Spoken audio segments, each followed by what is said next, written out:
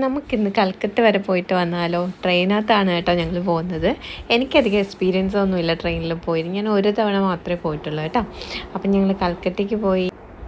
അവിടെ എത്താൻ നമുക്ക് 2 ഡേയ്സ് എടുത്തു കേട്ടോ. 2 ഡേയ്സ്. ഈ 2 ഡേയ്സ് ഭയങ്കര ബോറിംഗ് ആയിരുന്നു. സത്യം പറഞ്ഞാൽ ട്രെയിൻ ഒരു 8 മണിക്കൂർ ലേറ്റായിരുന്നു. ഞങ്ങൾ 12:30ക്കാണ് അവിടെ എത്തേണ്ടത്. ഞങ്ങൾ എത്തിയപ്പം 7:30 ആയി. ഷാലിമാറായിരുന്നു സ്റ്റോപ്പ്. അവിടെ നിന്ന് ഞങ്ങൾ ടാക്സി എടുത്ത് റൂമിലോട്ട് പോയി. നമ്മൾ ബുക്ക് ചെയ്തിട്ടുണ്ടായിരുന്നു കേട്ടോ. നൈറ്റ് പിന്നെ വീഡിയോ ഒന്നും ചെയ്തില്ല കേട്ടോ, ടയേർഡായിപ്പോയി. പിന്നെ ഞങ്ങൾ രാവിലെ ബ്രേക്ക്ഫാസ്റ്റൊക്കെ കഴിച്ചു. അപ്പോൾ നിലയുടെ ഒരു പ്രോഡക്ട്സിൻ്റെ റീൽ എടുക്കാനുണ്ടായിരുന്നു, അതെടുത്തു. പിന്നെ ഞങ്ങൾ ചെക്ക് ഔട്ട് ചെയ്തു.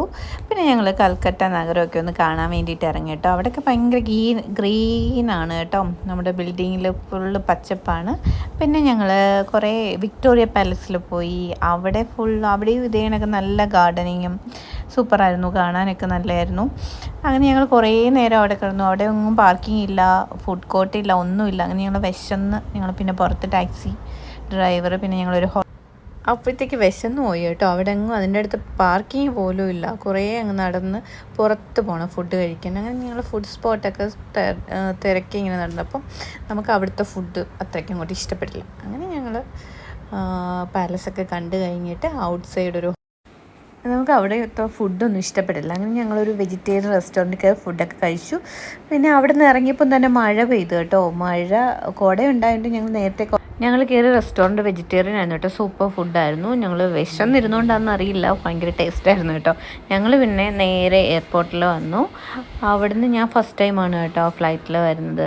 ഇതൊക്കെ കൽക്കട്ടയുടെ എന്താ പറയുക വേറൊരു സൈഡാണ് കേട്ടോ. കുറച്ചും കൂടെ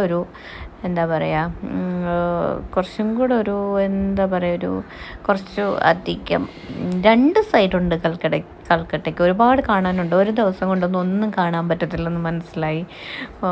ഇത് അവിടുത്തെ ഏതോ ഒരു റോയൽ പാലസാണ് കേട്ടോ. അപ്പം ടാക്സി ഡ്രൈവർ ഞങ്ങളെ പരിചയപ്പെടുത്തുന്നുണ്ടായിരുന്നു ഓരോ സ്ഥലങ്ങളൊക്കെ. അപ്പം ഞങ്ങൾ എയർപോർട്ടിലോട്ട് പോവുകയാണ്. ഫസ്റ്റ് ടൈം ഫ്ലൈറ്റിൽ കയറുന്നതിൻ്റെ ഒരു എക്സൈറ്റ്മെൻ്റൊക്കെ ഉണ്ട്. ഓക്കെ, അപ്പം ഞാൻ ബൈ. അങ്ങനെ ഞങ്ങൾ എയർപോർട്ടിൽ കണക്ഷൻ ഫ്ലൈറ്റ് ആയിരുന്നു കേട്ടോ. ഞങ്ങൾ കൊൽക്കത്ത ടു ബാംഗ്ലൂർ ടു ട്രിവാൻഡ്രം ഇങ്ങനെയായിരുന്നു കേട്ടോ. അപ്പം താങ്ക് യു, കീപ് വാച്ചിങ്. കൽക്കട്ടയിൽ പോകുമ്പോൾ എല്ലാവരും ഒരു 2-3 ഡേയ്സൊക്കെ എടുത്തിട്ട് കുറച്ച് ടൈമൊക്കെ എടുത്തിട്ട് പോകണം കേട്ടോ. എങ്കിലേ എന്തെങ്കിലുമൊക്കെ കാണാൻ പറ്റൂ.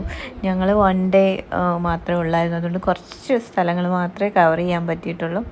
ഓക്കെ, അപ്പം താങ്ക് യു. ഭയങ്കര തിരക്കുള്ള നഗരം കൂടിയാണ് കേട്ടോ. നൈറ്റ് ഫുള്ള് ഹോണാണ് റോഡിൽ. നൈറ്റ് എന്നല്ല, ഡേയും നമ്മൾ എല്ലാവർക്കും ഭയങ്കര ബിസിയാണ്. ഡ്രൈവേഴ്സൊക്കെ ഞാൻ നോക്കിയിട്ട് ഫുൾ ഹോണടിയാണ് റോഡിൽ ഫുള്ള്.